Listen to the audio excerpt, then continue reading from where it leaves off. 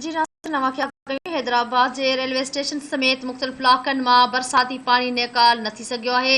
जुंगशाही railway station तां ईंदड़ वेंदड़ मुसाफ़िर बरसाती पाणी सबबि परेशान आहिनि।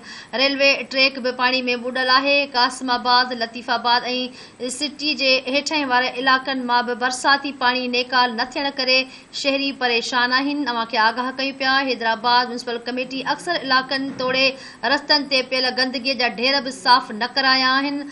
ख़ूबसूरत शहर इंतज़ामी लापरवाही जे करे बदसूरती जो ॾेख ॾियण लॻो आहे ऐं शहरनि में कावड़ जी लहर छायल आहे। आगाह करे रहिया आहियूं नाज़रीन, हैदराबाद जे रेलवे स्टेशन समेत मुख़्तलिफ़ इलाक़नि मां बरसाती पाणी निकाल न थी सघियो आहे, जॾहिं त जुंगशाही रेलवे स्टेशन तां ईंदड़ वेंदड़ मुसाफ़िर बरसाती पाणीअ सबबि परेशान आहिनि। रेलवे ट्रैक बि ॿुॾल आहे। अवांखे आगाह कयूं पिया, कासिमाबाद, लतीफ़ाबाद ऐं सिटी जे हेठां वारे इलाक़नि मां बि बरसाती पाणी न कढियो वियो आहे ऐं शहरी परेशान आहिनि। हैदराबाद म्यूनिसिपल कमेटी अक्सर इलाक़नि तोड़े रस्तनि ते पियल गंदगी जा ढेर बि साफ़ न कराया आहिनि। इन ई हवाले सां हैदराबाद खां धरती टीवी न्यूज़ जो रिपोर्टर शबीर अबड़ो लाइन ते मौजूद आहे। जी शबीर, आगाह कजो, ॿिया कहिड़ा तफ़सील इन हवाले सां? जी बिल्कुल, हैदराबाद शहर ऐं भरपासे वारनि इलाइक़नि में वक़्फ़े वक़्फ़े सां बरसात जो सिलसिलो जारी आहे। हेठाई वारनि इलाइक़नि में 2 खां 3 फुट पाणी बीहजी वियो आहे। बरसात बाद हेस्को जा अक्सर फीडर बंदि थी विया आहिनि। रेलवे स्टेशन समेत मुख़्तलिफ़ इलाइक़नि मां बरसाती पाणी निकाल न थी सघियो आहे। जुंगशाही रेलवे स्टेशन तां ईंदड़ वेंदड़ मुसाफ़िर बरसाती पाणी सबबि परेशान हाल बढ़ियल आहिनि। रेलवे ट्रैक बि पाणी में ॿुॾी वियो आहे। कासिमाबाद, लतीफ़ाबाद ऐं सिटी जे हेठाई वारनि इलाइक़नि मां बि बरसाती पाणी निकाल न थियण सबबि शहरी परेशान बढ़ियल आहिनि। HMC शहर जे अक्सर इलाइक़नि तोड़े रस्तनि ते पियल गंदगी जा ढेर बि साफ़ न कराया आहिनि।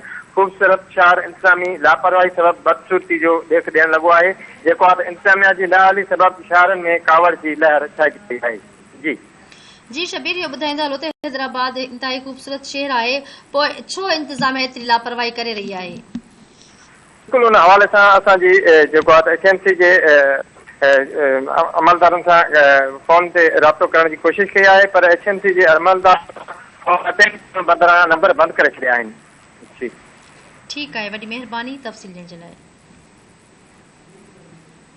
नाज़रीन, अवांखे आगाह कयूं पिया, हैदराबाद जे रेलवे स्टेशन समेत मुख़्तलिफ़ इलाक़नि मां बरसाती पाणी निकाल न थी सघियो आहे। जुंगशाही रेलवे स्टेशन तां ईंदड़ वेंदड़ मुसाफ़िर बरसाती पाणीअ सबबि परेशान आहिनि। रेलवे ट्रैक बि पाणीअ में ॿुॾल आहे। कासिमाबाद, लतीफ़ाबाद ऐं सिटीअ जे हेठां वारनि इलाक़नि में पाणी बीठल आहे।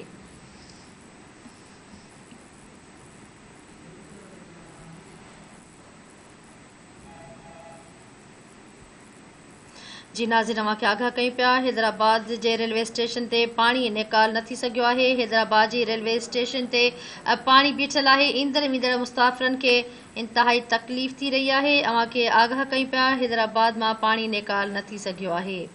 जी नाज़रीन, अवांखे आगाह करे रहिया आहियूं, हैदराबाद मां पाणी निकाल न थी सघियो आहे। हैदराबाद जी रेलवे स्टेशन में पाणी बीठल आहे।